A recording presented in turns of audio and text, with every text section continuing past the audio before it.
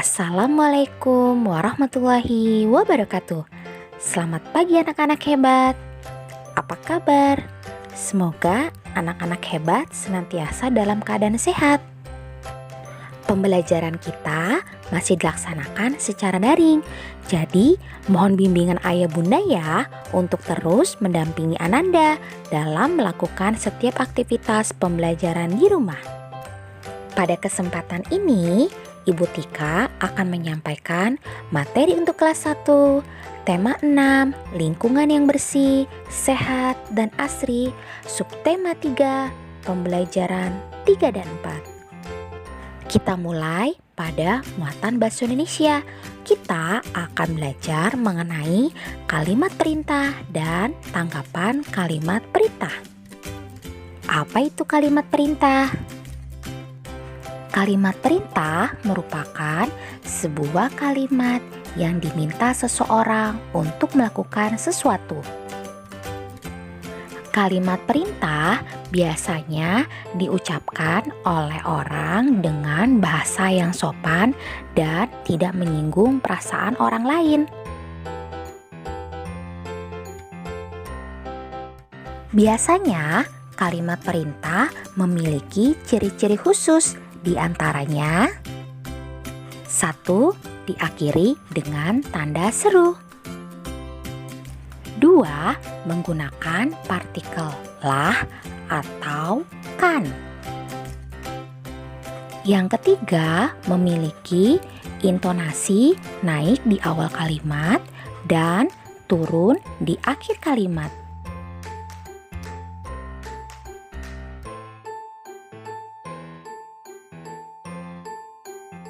Contoh dari kalimat perintah.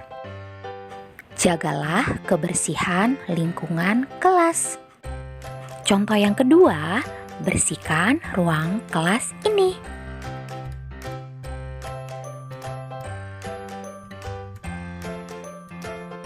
Kalimat perintah juga memiliki tanggapan. Contoh dari tanggapan kalimat perintah diantaranya, Ibu berkata, siramlah tanaman agar subur.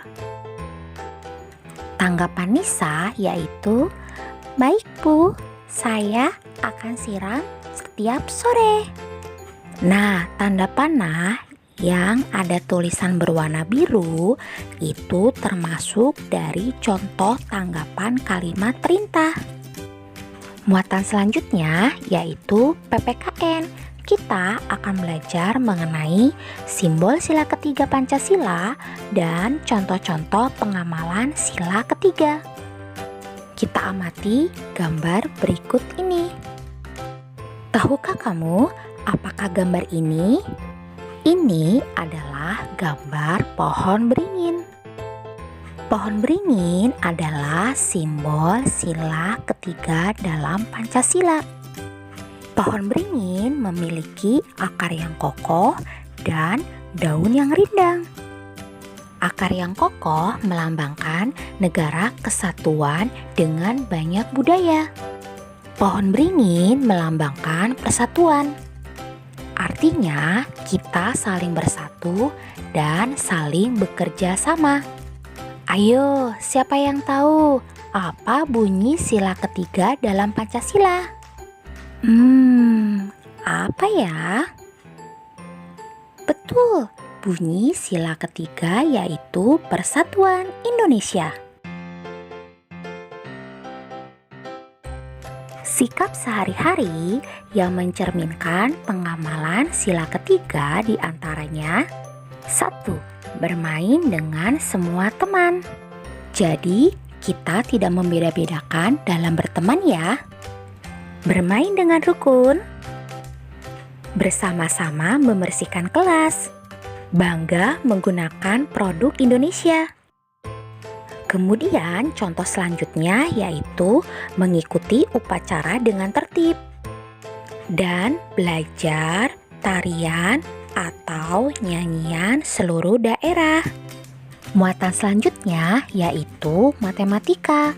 Kita akan belajar mengenai mengukur dan membandingkan berat benda dengan alat ukur tidak baku. Dalam mengukur suatu benda, bisa digunakan menggunakan alat ukur baku dan tidak baku.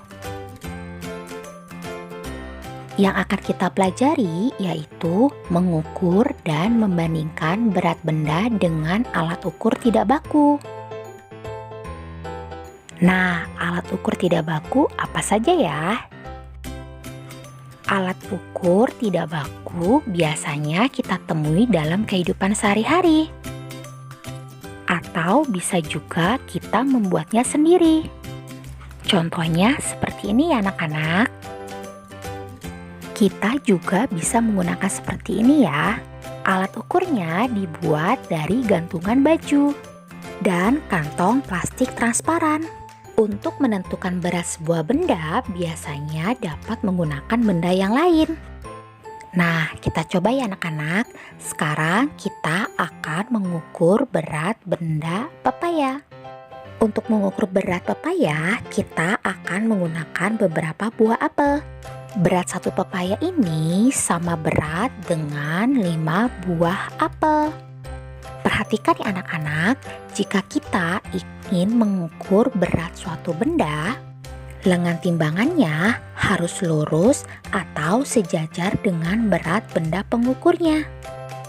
Jadi, lengan timbangan pepaya harus lurus dan seimbang dengan lengan timbangan apel. Sekarang kita coba ukur berat buku ini. Kita akan mengukurnya dengan pensil. Berapa banyak pensil untuk mengukur satu buah buku ini? Ternyata berat satu buku ini sama dengan 10 pensil. Nah, begitu ya anak-anak cara mengukur suatu benda dengan menggunakan alat ukur tidak baku. Sekarang kita akan membandingkan berat benda dengan alat ukur tidak baku. Untuk membandingkan benda dengan menggunakan alat ukur tidak baku harus dengan benda pengukur yang sama. Tidak boleh berbeda ya anak-anak. Misalkan kalian menggunakan buah apel untuk mengukur suatu benda, berarti kamu harus menggunakan apel tersebut untuk mengukur berat benda yang lainnya. Coba sekarang kita bandingkan berat buah pepaya ini dengan berat buah semangka menggunakan benda pengukur apel. Ternyata berat satu buah pepaya sama dengan 5 apel, sedangkan berat satu buah semangka sama dengan 8 buah apel. Karena 5 buah apel kurang dari 8 apel, yaitu satu pepaya lebih ringan dari satu semangka, atau satu semangka lebih berat dari satu pepaya. Selanjutnya kita akan belajar mengenai mengurutkan berat benda. Ingat ya anak-anak, walaupun kita mengukur berat benda yang berbeda, namun benda pengukurnya harus sama ya. Kita akan mengukur berat tas, kemudian berat tempat pensil, dan berat kamus. Dengan benda pengukurnya yaitu bola kasti. Nah, setelah kita ukur ternyata berat satu buah tas sama dengan 7 bola kasti, sedangkan berat satu tempat pensil sama dengan 1 bola kasti, serta berat satu kamus sama dengan 3 bola kasti.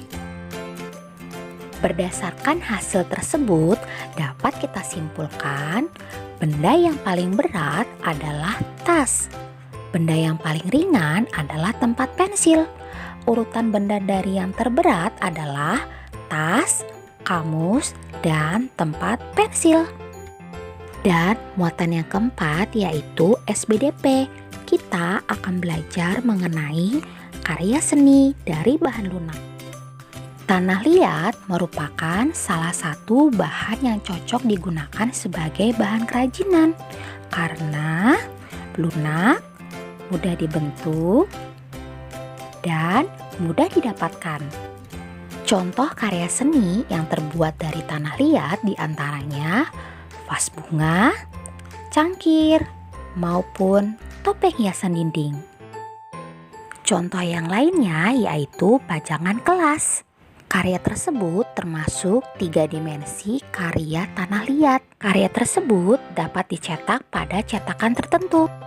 Demikian materi kita pada pertemuan kali ini. Ibu harap anak-anak semua dapat memahaminya ya. Anak pintar, rajin belajar. Wassalamualaikum warahmatullahi wabarakatuh.